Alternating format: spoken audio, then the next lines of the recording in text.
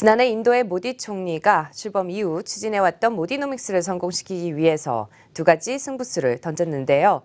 당초 우려와는 달리 두 가지 개혁 정책이 잘 진행되고 있어서 인도 경제가 또 한 차례 도약하지 않겠느냐는 기대가 확산되고 있습니다. 이미 국내에서도 인도와 관련된 투자를 해놓은 또 신투자자들이 가장 높은 수익을 기록하고 있는 것으로 알려져 있죠. 그래서 오늘은 인도 문제를 오랜만에 알아보는 시간 함께하도록 하겠습니다. 도움 말씀 위해서 한국경제신문사의 한상춘 논설위원 자리해 주셨습니다. 위원님 안녕하세요. 네, 안녕하십니까? 네, 오랜만에 또 인도에 대해서 또 이야기를 좀 나눠볼 텐데 지난해 또 인도의 모디 총리가 또 승부수를 던졌던 두 가지 개혁 정책이 있었습니다. 우선 어떤 상황인지부터 말씀을 전해주시면요. 네, 요즘 그 증시가 오늘도 다우지수가 한 100포인트 넘게 떨어졌죠? 네. 그래서 어제 그 골드만삭스 충격, 오늘은 아까 박사님께서 지적해 주셨습니다는 IBM 충격 네. 이렇게 해서 증시가 미국 증시가 국내에서는 그 뒤늦은 그 대상론이 있긴 하지만 전체적으로 보면 이렇게 변곡점에 놓여 있는 것 같아요. 그런 상태에서 새롭게 추천되는 이런 것이 빈도수가 높은 이런 국가에 대해서 관심이 높을 수밖에 없는데요. 요즘 보면 국내에서는 인도 추천을 좀 많이 하는 것 같습니다. 네. 인도 추천할 때 단순히 이 금융상품에 대한 투자뿐만 아니라 기업들도 사실 기아라든가 뭔가에서 전부 인도로 좀 몰려가는 이런 분위기인데요. 네. 그러다 보니까 올해 최근 들어서 보면 인도가 가장 화제를 받는다 이렇게 됐습니다. 결국 이렇게 화제를 받는 데에는 2014년 5월부터 추진했던 모디노믹스, 모디 총리가 들어와서 모디노믹스가 됐죠. 네. 그래서 경제 성장률적인 측면에서는 이미 시청자분도 잘 아시겠습니다는 중국을 초월해서 인도가 더 높은 성장을 하고 있다는 것은 그렇죠. 잘 아실 거로 생각하는데요. 네. 하나의 그 변곡점이 있었죠. 작년 그 8월과 작년 11월 두 차례 그 변곡점이 있었는데요.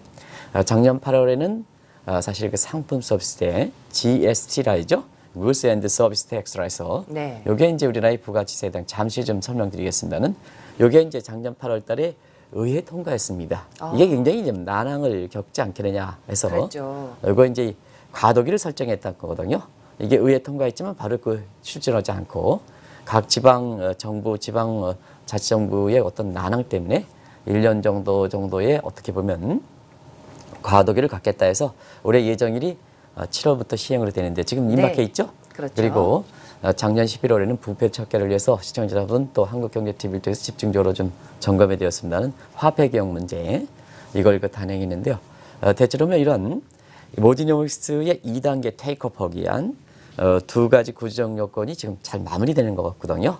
그러다 보니까 뭐냐 세계 모든 국가들이 다시 한번 인도에 대해서 네. 관심을 상당히 집중하는 것이 최근의 모습이다 이렇게 됐습니다. 네, 또 조금 전에 말씀하신 모디노믹스, 또 우리뿐만 아니라 지난 3년간 전 세계인의 주목을 받아왔는데요. 모디노믹스에 대해서 다시 한번 설명을 해주시죠. 네, 모디노믹스가 공개됐거든 한국에 대선을 이렇게 치는 과정에서 어제도 스탠딩 뭐 이렇게 해서 토론이 있었다 있었죠. 이렇게 얘기했지만 네. 시청자 여러분 스탠딩 토론이 우리나라에 처음 실시했다 그랬는데 그것이 미국처럼 그렇게 좋은 역할을 있을까 하는 측면에서는 한번 시청자 여러분 나름대로 판단해 보시기 바랍니다. 근데 그 대선 후보들한테 이 모디노믹스는 상당 부분 표심을 얻는데 굉장히 좋은 본보기지 않느냐 이렇게 네. 보고 있습니다. 그래서 대선 후보들이 다른 것만 얘기하지 마시고요.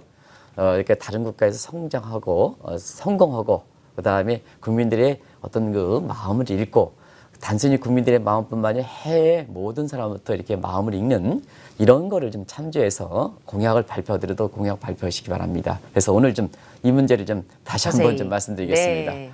그래서 모디노믹스의 핵심은 구자라트 성장 모델이다. 이건 이제 왜 제가 말씀드리냐면 이 모디노믹스는 단순히 급조된 게 아니다. 네. 우리나라 그 대선 후보들이 뭐냐 지금 선거 과정에서 공약들이 전부 이게 익숙치 못했던 공약들이 네. 나오거든요.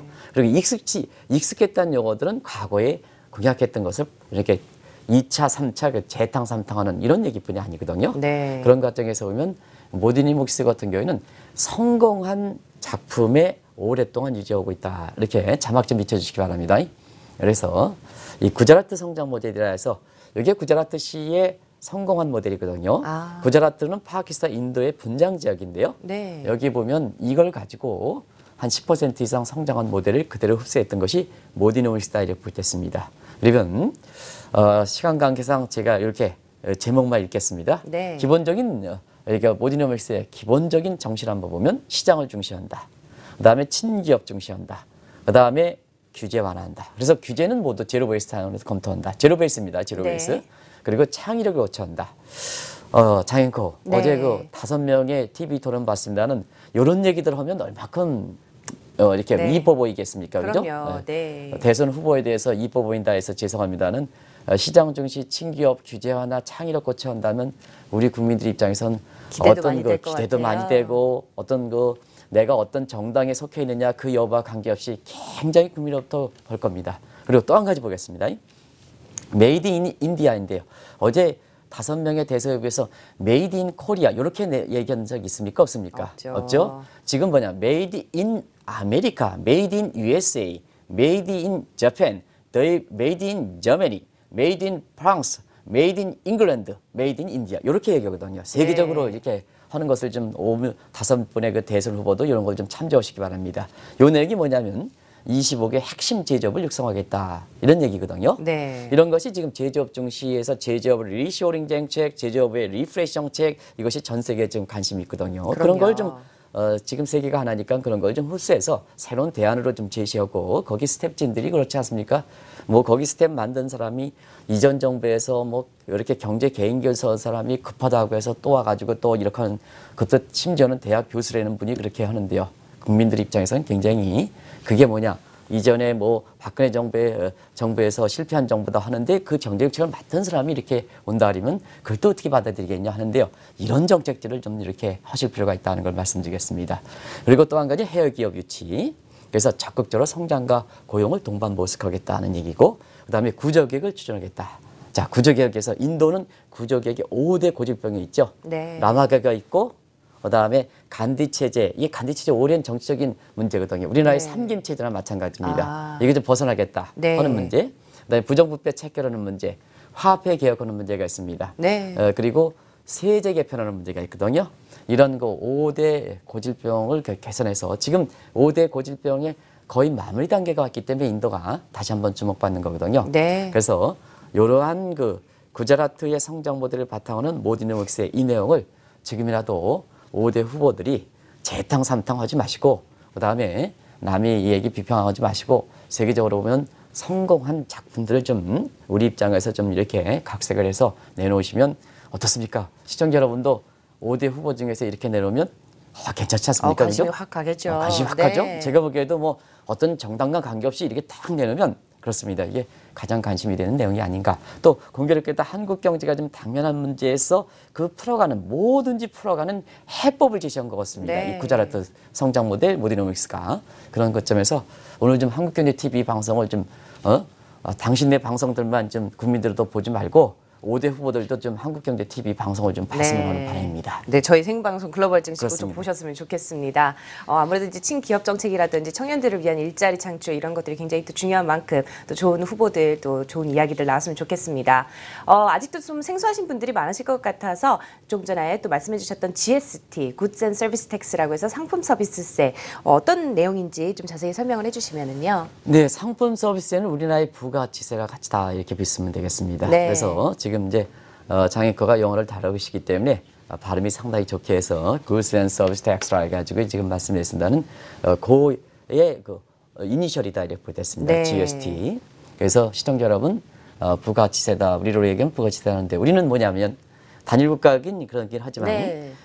부가가치세 보면 지금 거래 금액의 10%를 10%죠. 딱 맞죠. 근데 인도는 이게 문제가 됐던 것이 뭐냐면 인도는 28개 행정주로 돼 있거든요. 네. 요 28개냐 29개냐 이게 차이가 있습니다. 왜냐하면 특별한 주가 하나 설정돼 있어서 그게 포함되느냐 아닌데 근데 네. 인도의 그 행정 자체에서는 28개 행정주입니다. 네. 일부 언론사에서 보면 그거를 하나의 주로 하느냐 29개다 이렇게 나오는 경우가 있는데 28개다 이렇게 보여졌습니다.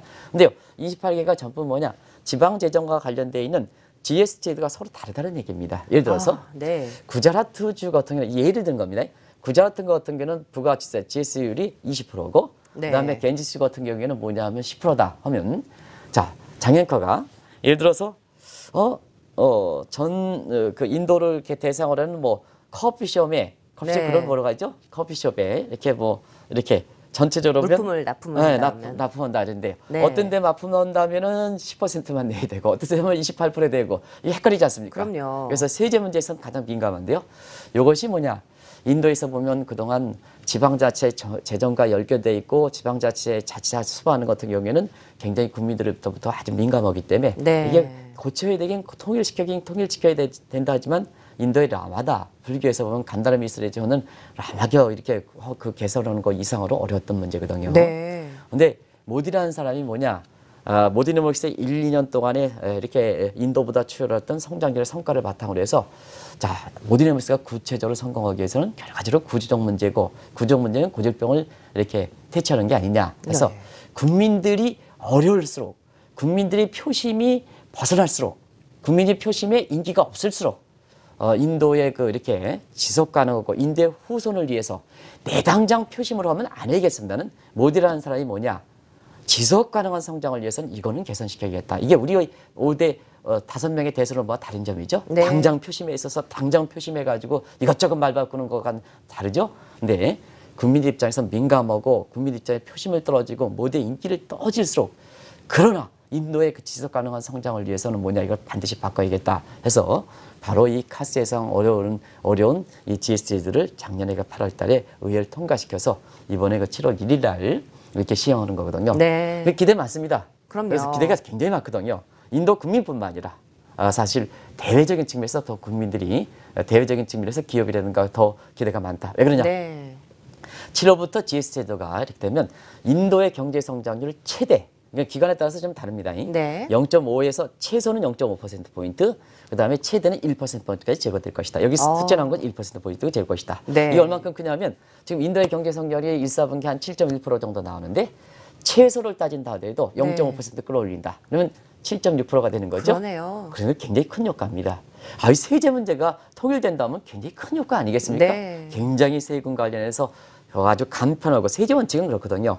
모든 데 세원에 있어서는 세금을 붙여야 된다. 형평성 문제 그리고 아주 투명해야 된다. 왜냐? 세금과 관련해서 장난칠 가능성이 높거든요. 네. 세금 관련해서 가장 부정부패한 문제가 많이 나지 않습니까? 그럼요. 그런 측면에서 보면 가장 투명해야 된다. 그 투명하려면 통일된다는 얘기입니다. 누구든지 세에 대해서 국민들이 알기 시켜야 된다. 그렇죠. 국민들이 네. 알기 시켜야 된다 하는 입장에서 바로 GS제가 7월부터 이렇게 시행하면 그만큼 성장률 제고 효과가 많기 때문에 다시 한번 모든 이목에 대해서 관심을 갖는 이런 그 배경이 되고 있다 이렇게 보겠습니다. 네, 계속해서 승승장구하고 있는 인도입니다. 뭐 0.1%도 높다라는 얘기를 엊그저께 했던 것 같은데 0.5% 최소한의 뭐 이제 상승세를 이제 볼 수 있다라고 이제 얘기를 해주셨고요. 또 GST 제도에 이어서 인도의 모디 총리가 또 한 번 또 승부수를 또 던졌던 것이 바로 화폐 개혁인데요. 초반에는 조금 상당한 좀 난항을 겪었던 걸로 기억을 해요. 예, 난항이 있었죠. 네. 뭐 구화폐를 그냥 뭐 건물에서 뿌린다든가 해서 인도 국민들의 굉장히 저항이 심했죠. 네. 또 개인적으로도 보면 작년 11월 달에 인도의 화폐 개혁 문제가 굉장히 급진적인 화폐 개혁이다. 그런 측면에서 최소한 이게 화폐 개혁의 성과역으로 볼 때는 제 개인적으로도 올해 상반기는 좀 지켜보실 필요가 있다. 이렇게 이제 말씀을 드렸었는데요. 네. 그만큼 화폐 개혁 문제가 굉장히 급진적이었습니다. 이렇게 한번 보시겠습니다. 인도의 최고 원정 중에 하나인 500루피라든가 100루피를 시간을 정해서 3주 정도 정해서 그때 안 바꾸면 종이 조각이다. 이렇게 하거든요. 그럼 뭐겠습니다. 장애커가 인도의 그 부자다. 네. 인도의 부자인 상태에서 지금 고액권인 기존의 500루피라든가 100루피를 이렇게 1000루피를 싸고 있다. 이렇게 보시면 되겠는데요. 자, 그러면 이제 보겠습니다. 예를 들어서 3주 후까지 빨리 바꿔라. 하는데요. 왜 인도 사람들은 바꾸지 못할까? 특히 그 고위층들은 왜 바꾸지 못할까? 왜 바꾸지 못겠습니까? 왠지 깨끗한 돈이 아니지 않을까요? 그렇죠. 네. 바로 그겁니다. 만약에 그 기간 내에 바꾸면 신고루로 바뀌기 때문에 큰 문제가 없거든요. 네. 근데요. 자, 바꾸자니 신고를 하는 건 당연히 아는데 왜냐하면 500루피, 100루피 그 3주 내에 쭉 해서 한꺼번에 그 돈을 갖다 주면 뭐냐 하면 자, 그동안 네. 세금 냈던 걸 보면 그 세금 냈던 걸 보면 저 사람이 얼마큼 소득을 벌었다 하는 것을 알 수가 있거든요. 네. 근데요. 자, 그거 한꺼번에 가지고 오면 어떠냐? 세금 냈던 금액에 비해서 더 많은 금액이 나오면 그건 부정부패라든가 이런 거에서 한꺼번에 뭐냐?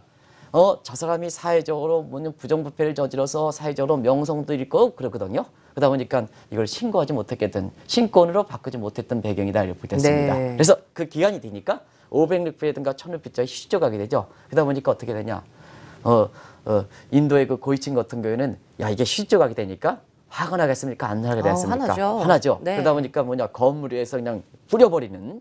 근데요 중요한 것은 뭐냐 서민층도 500루피라든가 1000루피를 가져가지 않는 이런 팽태가 나타났거든요. 오. 그만큼 뭐냐 저항감이 상당히 셌다 이렇게 네. 됐습니다.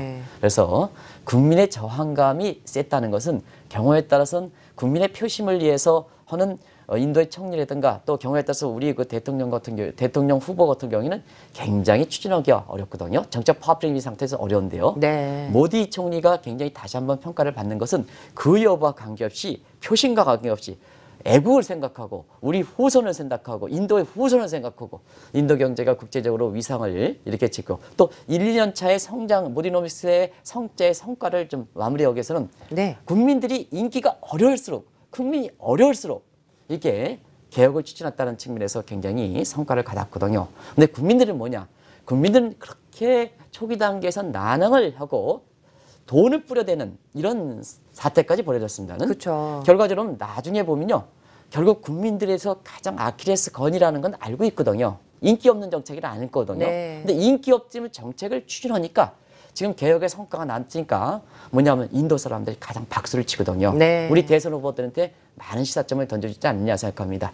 당장 인기 있고 당장 이렇게 하는 건 이런 것보다는 국민들이 뭐냐 지금 상태에서 저항이 많지만 우리 국가를 생각하고 우리 청년 생각하고 이래서 반드시 해줘야 된다. 네. 그런 문제에 있어서는 말 바꾸지 않고 인기가 없는 정책일수록 추진하면 나중에는 국민들도 박수를 받는다 하는 것이 바로 이번에 그 화폐 개혁에서 이렇게 인도가 보여준 대목이 아니겠느냐 생각합니다. 네. 또 이 모디 총리가 학수고대에 했던 두 가지 난제가 좀 풀리면서 인도 경제의 또 앞날 왠지 더 좋아질 것 같다라는 이제 생각도 드실 텐데요. 앞으로 어떻게 전망하고 계시나요? 가장 그 최근에 전망한 게 이틀 전에 IMF 전망이죠. 네. 그래서 이제 어제도 우리가 자세하게 했습니다는 어제 사실 굉장히 많은 사람들이 원문을 가지고 이 우리나라 언론에서 이렇게 보지 않았던 원문 가지고서 선진국 경제에선 영국과 그다음에 일본 경제가 굉장히 선진국 경제를 뛰어올린다 이렇게 이제 얘기를 했고요. 네. 그다음에 신흥국 중에서는 브릭스가 다시 온다 하면서 그때 인도 경제에 대해서 좀 자세하게 말씀드렸지 않습니까? 네. 그런 대목에서 굉장히 많은 것을 알았다 이렇게 이제 말씀하시는 분들이 있어요. 그래서 어제 내용을 이렇게 신흥국 쪽에 이렇게 보면 신흥국의 브릭스들이 다시 한번 이렇게 떠오르는데요. 그 중에 중국도 좀 이렇게 성장률이 좀 회복됐죠. 그렇죠. 그래서 작년 10월에 올해 성장률 6.2% 받은 것이 1월 달에 6.5%, 이번에 6.2%. 내년 같은 경우에도 1월 달에 6.0% 받은 것이 6.2%에서 성장률이 올라가는데 6.6에서 내년에 중국의 성장률이 6.6%, 올해 6.6%에서 내년에 6.2% 떨어지죠. 근데 이제 맨 마지막에 보면 인도를 보겠습니다. 인도 같은 경우에는 올해 7.2, 7.2, 내년에 7.7%, 7.7% 네. 이렇게 보거든요. 그래서 전체를 보면 중국보다도 내년 같은 경우에는 1.5%포인트의 성장 갭이 높은 거로 이렇게 보는데요. 장현국께서는 한 해 성장률이 네. 중국과 인도를 비교했을 때 1.5%포인트 인도가 높다. 이렇게 하니까 깜짝 놀라지 않으시는 것 같아요. 아니에요. 어제 많이 놀라서 그럴까요? 놀라서 네. 그랬어요. 그래서 이게 한 해 성장률이 중국보다도 인도가 엄청나죠. 1.5%포인트 높다는 것은 이거 획기적이거든요. 그럼요. 획기적이거든요. 그런 것 같아서 보면 사실 뭐 인도에 대해서 그런 두 가지 아킬레스 건을 같은 GSJ도 실시하고 화폐계에 성공하다 보니까 다시 한번 2014년 5월 달에 1차로 모디노믹스에 대해서 기대했던 대목이 다시 한번 기대가 이렇게 좀 증폭되는 상황이다. 이렇게 보시도 있습니다. 네, 지금같이 이렇게 저성장 국면에 들어간 시기에 또 인도가 이렇게 좋은 성장률을 또 기록하는 이유가 분명히 있을 텐데 어떤 강점들이 있을까요? 근데 반짝하면 안 된다는 얘기거든요. 네. 왜 해외에서 보면 기업 진출할 때는 기업 진출하면 보통 3에서 5년 정도 이렇게 성장률이 지속돼야 장앵커도 한국 기업이 인도를 갈 때는 어떠냐면 많은 부담을 갖고 인도를 갈 때는 결국 그렇죠. 1, 2년 가지고는 안 되는 거 아니까 그럼요. 4, 5년, 10년까지 장기적으로 보는 거 아니겠습니까? 그만큼 강점을 많이 갖고 있다 이렇게 보시도 있습니다. 네. 그래서 자막을 통해서 인도에 대해서 가장 관심이 있으니까 제가 자막을 통해서 한번 보겠습니다. 네. 지금은 이제 보호주의다 보니까 내수 시장에 좌우되거든요. 그럼 내수를 결정하는 게 가장 중요한 게 뭐냐 하면 구매력에 따른 인당 GDP 인구수 하는데요. 인구가 가장 중요하다는 건 잘 아실 겁니다. 그럼요. 그러면요. 네. 인도의 인구가 누체 한국경제TV를 통해서 중국보다 더 좋을 것이다. 그러니까 중국의 대체 시장으로 베트남과 인도를 좀 이렇게 찾아볼 필요가 있다는 것을 이 아모레퍼시픽과 같은 중국의 화장품과 관련된 문제가 됐을 때 2015년서부터 계속해서 말씀드렸던 사항인데요. 지금 뭐냐? 모든 인구의 예측 기관들은 4년 후에는 중국의 인구보다 인도의 인구가 초를 걸어보고 있습니다. 네. 그래서 내수장이 가장 크다. 이렇게 보시면 되겠고요. 그래서 인구가 많다고 해서 우리처럼 고령화되면 안 됩니다. 젊은 그럼요. 사람이 많아야죠. 지금 네. IT라든가 4차 산업혁명이라든가 산업 자체가 젊은 사람이 많거든요. 그래서 젊은 사람의 일자리 증시 하니까 자 기득권의 저항감이 높은 이런 저항감이 높은 개혁을 빨리 해줘야 젊은 사람이 들어갈 수 있는 비집고 들어갈 수 있는 대목이거든요. 네. 그게 노조 문제가 됐을 거고 앞서 말씀드린 같이 기득권과 관련된 시스템 문제가 개혁하는 문제거든요. 그런 관점에서 보면 인구도 젊은 사람의 인구가 얼마큼 중요하냐 많아야죠. 이렇게 보는데요. 네. 자, 전체 인구의 50%가 어. 50%가 25세 이상의 젊습니다. 네. 이게 인도의 강점이다 이렇게 보겠습니다. 그러다 보니까 자연스럽게 IT라든가 4차 산업이 맞는데 되죠. 인도 사람들 보면 수학과 IT는 가장 과학적이고 창의적이죠. 네. 이건 뭐 누체에서 유명하죠. 지적된 사항이고요. 네. 그러다 보니까 4차 산업혁명에 대해서 앞으로 주력 산업에 가장 적합한 국가이다. 그러다 보니까 뭐냐? 4차 산업과 관련돼서 자 한국이라든가 이런 데서 보면 그래? 그러니까 뭐냐? 이렇게 인도 쪽으로 가게 되고요. 이 트럼프 입장에서도 자 트럼프에서도 어제 보면 이 취업 비자가 굉장히 강화된 모습이죠. 강화된 모습인데 인도 사람들 오는 게 미국에 지금 물리라든가 수학이라든가 라이팅을 해서 창의력을 고취하는데 네. 이게 뭐냐? 인도 사람이 와가지고 전부 뭐냐? 미국의 백인 세력이라든가 창의력을 고쳐야 될 백인 세력들을 대체하다 보니까 결국 거기에 대해서 인도의 이렇게 네. 취업을 막는 이런 쪽에 강화하는 모습이 어제 이제 행정명령으로 강화되는 이런 모습이 나오고 있죠. 그런 측면이 바로 인도의 그 강점이다 이렇게 보겠습니다. 또 한 가지는 인도는 상당히 개방적이다. 네. 그래서 단계적으로 보면 사람도 모셔온다. 인도가 부족하면 사람도 모셔야 된다. 은둔한 가 아니다. 네. 자본도 모셔온다. 한국의 자본 기장 좋다. 또 한국의 기술 좋다. 기회당사회가 정부 좋다. 이렇게 해서 자기네가 부족하면 모디 총리의 그 개방적 사고는 뭐냐? 다른데 좋은 것은 적극적으로 흡수한다는 의미입니다. 우리가 보면 Y는 이꼬르 L, 알파, K는 베타에서 생산함수를 보는데요. 여기 보면 자 사람, L, 레이버, 그다음 캐피탈 그리고 네. 기술, 테크놀로지, 총 요소 생산 결정하는 생산 결정은 캐피탈 모두 들어온다. 이게 이제 인도가 지금 뭐 개혁제도와 함께 인도가 중장기적으로 지속 가능할 수 있는 성장 기반이 될 수 있는 강점들이다 이렇게 보겠습니다. 네. 그래서 그런지는 모르겠는데 또 앞으로 10년간 또 지속 성장 가능성을 의미하는 잠재 성장률만 놓고 봐도 인도가 또 가장 높다면서요. 이 대목은 그 기업들이 좀 잘 보시기 바랍니다. 지금 기업들이 지금 인도를 좀 몰려가고 있는데요. 네. 지금 이제 향후 10년 동안 인도에 대해서 잠재 성장이라는 건 성장을 끌어올릴 수 있는 체력에 해당돼 있죠. 네. 체력이. 기업이 이렇게 들어도 체력이 낮으면 자꾸 들썩 이렇게 그렇죠.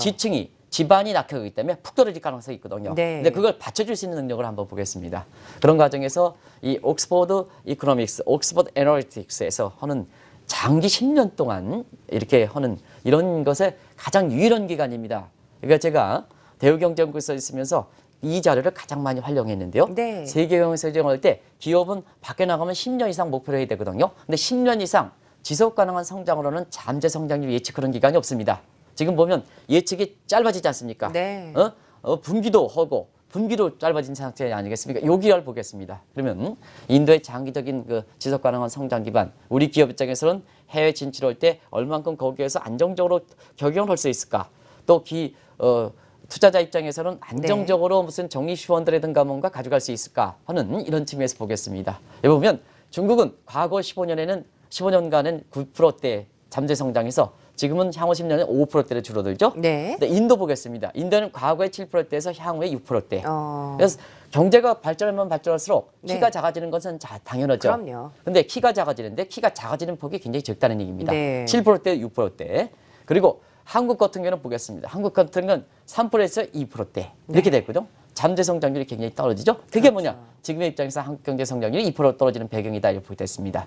이런 과정에서 자 향후 10년 동안 잠재 성장률이라는 것은 뭐는 가변적 변수를 갖고 있습니다는 가장 높게 이렇게 전망된다. 그리고 잠재 성장의 기복도 가장 적다 하는 것이 인도에 대해서 장기적으로 낙관하고 그 배경이 앞서 말씀드린 인구가 많다든가 젊은 사람이 많다든가 IT 능력이 뛰어난다든가 앞으로 미래 산업과 관련돼서 저 인도가 굉장히 뛰어나다든가 또 인도가 부족하면 해외에서 적극적으로 유치한다든가 그런 것이 긍정적 평가를 받는 대목이 아닌가 생각합니다. 네. 또 어젯밤에도 우리 대선 후보들이 스탠딩 토론회를 했죠. 앞에서도 이제 말씀을 언급을 잠깐 해주셨는데 사실상 모디노믹스를 통해서 우리 또 대선 후보들에게 또 많은 시사점을 좀 던져주지 않을까 이런 생각이 좀 듭니다. 오늘 또 간략하게 좀 마무리를 해볼까요?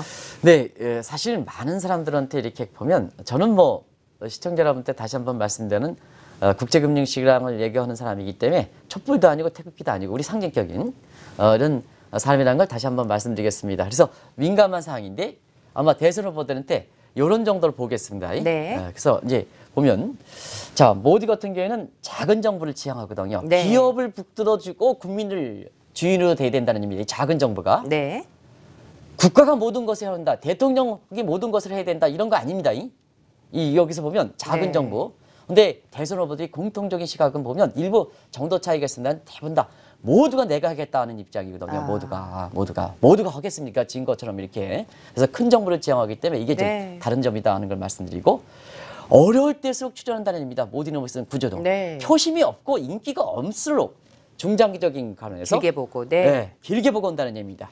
근데 대선 후보들은 너무 소극적이다. 당장 표만 오고 당장 표가 있기 때문에 한 달 전에 사들이든가 뭔가 얘기한 것들을 바꾼다. 이게 보면 국민 입장에서 보면 어떻게 느끼겠느냐 하는 것을 말씀드리겠습니다. 당장 표가 중요한 게 아니라 표가 없더라도 그렇죠. 표심이 없더라도 자 대통령이란 건 뭐냐? 대통령이라는 건 중장기적으로 국민들을 생각해야 된다. 이렇게 이제 보시면 되겠습니다. 여기는 그리고 지금은 기업에서 모두는 친기업 정책입니다. 친기업 정책 기업을 이룹니다. 기업을 해외 기업도 기업고 국내 기업도였습니다. 근데 대선 후보들이 전반적으로 이게 친기업 얘기하는데 그렇게 일부 후보들이 좀 친기업적인 성향을 갖고 있긴 합니다는 사실 전반적으로 볼 때 대기업 두들겨 팬다 하는 얘기를 나오는 거죠. 그런 측면입니다. 그리고 모디는 제조업인데요. 우리 대선 후보들 제조업 강조하는 게 있습니까? 지금 보면. 그렇죠. 지금 유독히 또 이번 후보들 같은 경우는 이렇게 뭐 어디서 제조업이든 뭐든 이렇게 해서 이번 같은 경우는 또 4차 산업혁명, 4차 산업혁명 얘기를 좀 많이 하긴 했는데요. 자, 세계적으로 보면 지금 추세가 뭐 정규직 청년분의 일자리가 중요하거든요. 정규직 청년의 일자리는 뭐냐? 제조업이 중요하거든요. 그래서 미국도 제조업, 전 세계가 지금 제조업 중시 아니겠습니까? 근데 마치 유행처럼 뭐냐? 4차 산업혁명 이건 뭔데 4차 산업이 제조업의 근거가 없이 되겠습니까? 그런 측면에서 좀 잘못된 점이 있다 이렇게 보시면 되겠고요. 모디는 외교는 유치다. 근데 우리 대선 후보들은 외자에 대해서 굉장히 중립적인 정책을 취하고 있습니다. 네. 그래서 이러한 그 성공적인 작품들을 해서 우리가 배울 건 열심히 배우고 그렇습니다. 자꾸 고집만 하는 것은 바람직스럽지 않습니다. 그럼요. 이것이 네. 개방화되고 유연한 정책을 펴야 된다는 입장이거든요. 그런 관점에서 오늘 한번 모디가 다시 한번 왜 주목받느냐 하는 것을 대선 후보들이 얼마 남지 않겠습니다는 네. 재탕3탕에서 맨날 반복하고 그다음에 뭐야 이렇게 사실상 그 표심만 달려져 있는 것을 어이구 국민들이 요거 한다 하면 그거 딱 흡수하고 이렇게 하고 이전의 정부에서 경제정책을 수립한 사람이 지금 또 와서 경제정책을 수립한다 이렇게 하면 이렇게 국민 입장에서도 눈살에 찌푸릴 수밖에 없는 거거든요. 그래서 성공한 것을 좀 받아들여서 또 세계적 시세를 받아들여서 한국경제TV가 다행히 그런 것을 좀 잘 얘기해 드리니까 그럼요. 네. 그런 것을 좀 해서 신선한 정책을 또 국민이 인기가 없고 표심이 없을수록 그러나 우리 후손들을 생각할 수 있는 이런 정책을 좀 많이 내놓으면 결과적으로 그게 대선에서 승리할 수 있는 이러한 그 공약이다 하는 걸 말씀드리겠습니다. 네, 오늘도 말씀 잘 들었습니다. 지금까지 한국경제신문사의 한상춘 논설위원이었습니다. 고맙습니다. 네, 고맙습니다.